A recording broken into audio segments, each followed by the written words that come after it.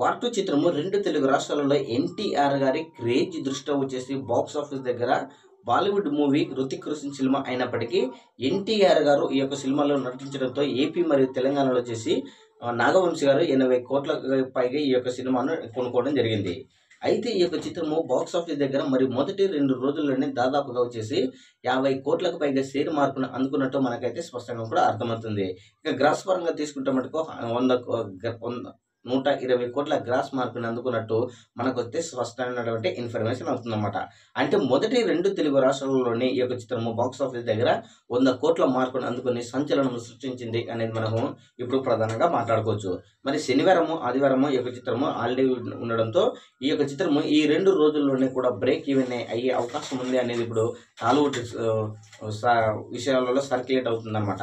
మొత్తానికైతే చూసుకుంటే మటుకు ఏపీ మరియు తెలంగాణలో వచ్చేసి ఎన్టీఆర్ క్రేజ్ మరోసారి నిరూపించుకున్నాడు అనేది కూడా ఇప్పుడు స్పష్టంగా కూడా తెలుస్తుందన్నమాట.